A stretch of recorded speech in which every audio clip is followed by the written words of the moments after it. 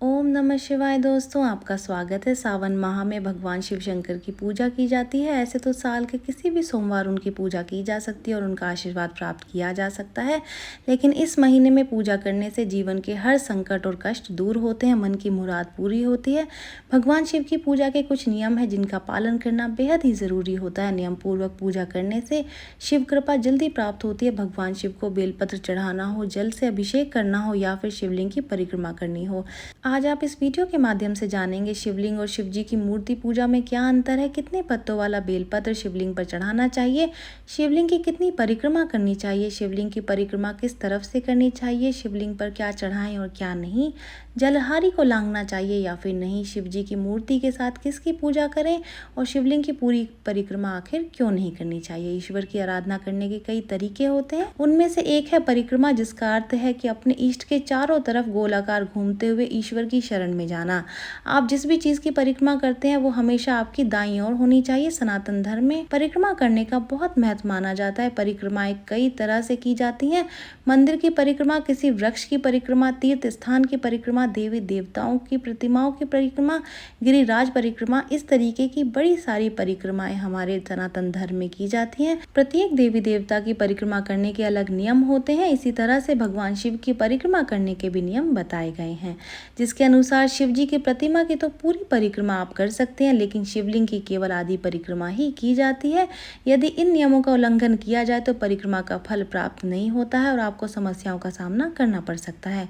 जानते हैं कि शिवलिंग की आधी परिक्रमा क्यों की जाती है और क्या है शिव परिक्रमा के नियम। साथ ही जान लेते हैं शिव जी पूजा के कुछ महत्वपूर्ण नियम, जिसमें कि सबसे पहले जानते हैं जल अभिषेक की सही विधि क्या है।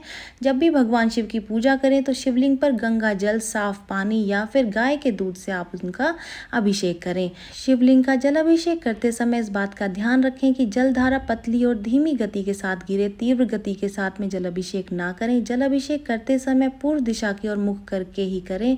साथ ही इस बात का भी ध्यान रखें कि शिवलिंग का जल अभिषेक बैठकर या फिर झुक करके करें।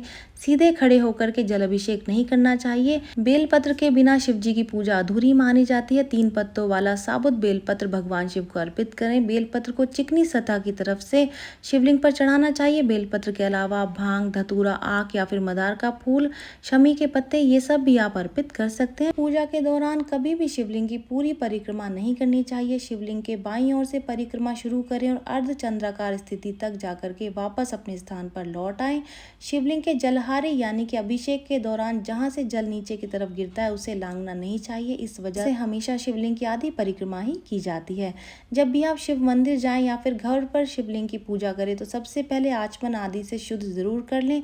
स्वयं को शुद्ध करने के बाद ही इनका पूजन करें। शिव पूजा में ध्यान रखें कि तुलसी, सिंदूर, हल्दी, नारियल, शंख, केतकी का फूल, इन सब का इस्तेमाल नहीं करना। ये सभी वस्तुएं शिव की पूजा में वर्जित मानी जाती हैं। शिव पूजा में शिवलिंग की पूजा का विशेष महत्व है। मुख्य रूप से सावन के महीने में लोग शिवलिंग को जल चढ़ाते हैं। शिवलिंग पर बेलपत्र, धतूरा, भांग अर्पित करते हैं। इसके अलावा शिवलिंग पर चंदन का लेप किया जाता है, जिससे भगवान शिव प्रसन्न होते हैं और शिव भक्तों की सभी मनोकामनाएं पूरी करते हैं।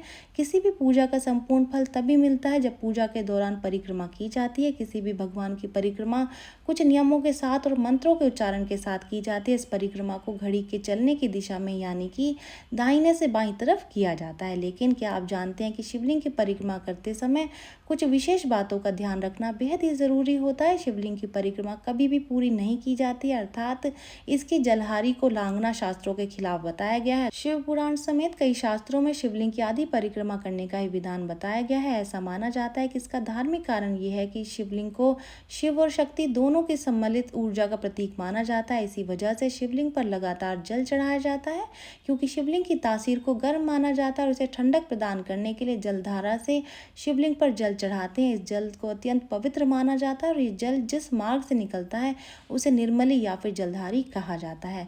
तो चलिए जान लेते हैं कि आपको किस तरीके से शिवलिंग की परिक्रमा करनी चाहिए। शास्त्रों के अनुसार शिवलिंग की परिक्रमा हमेशा बाईं तरफ से की जाती है। ऐसा करने से शिव पूजन का विशेष फल प्राप्त होता है।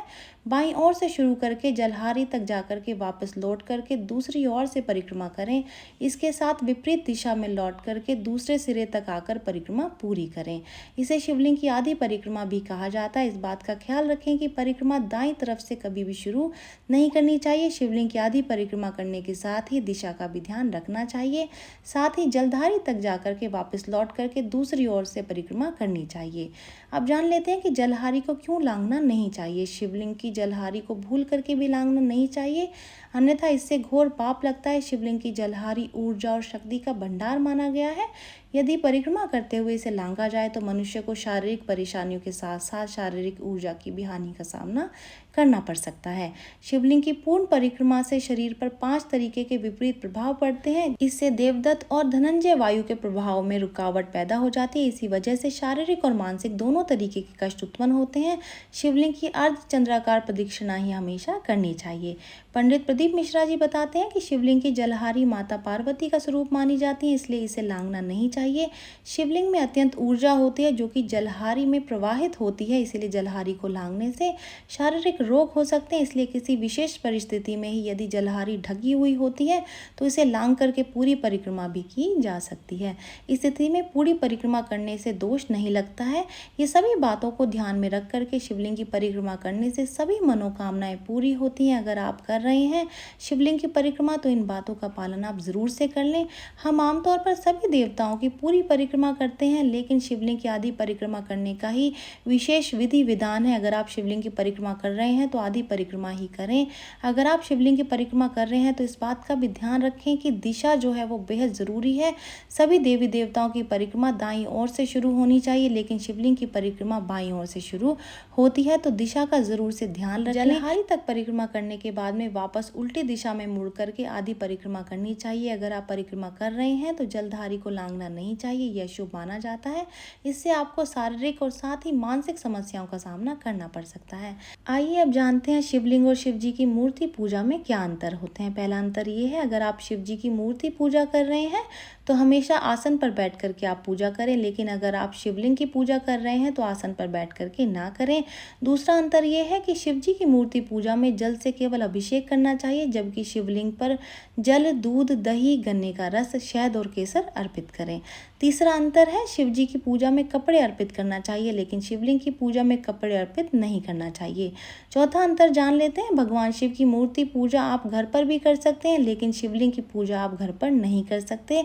पांचवा अंतर है, भगवान शिव की पूजा में माँ पार्वती भी साथ होती हैं, मगर शिवलिंग की पूजा करते समय केवल भगवान शिव की पूजा ही की जाती है। ये जानकारी यहीं तक ही। उम्मीद है दी गई जानकारी आपके काम आएगी और आप इसका लाभ उठाएंगे। जो लोग वीडियो देख रहे हैं वीडियो को लाइक कर दीजिए, चैनल को सब्सक्राइब कर दें, नोटिफिकेशन बेल को दबाना बिल्कुल भी ना भूलें, क्योंकि यहाँ पर इस तरीके की महत्वपूर्ण जानकारियाँ मिलती रहती हैं। तो चलिए मिलते हैं नई वीडियो में नई जानकारी के साथ। ओम नमः शिवाय भक्तों।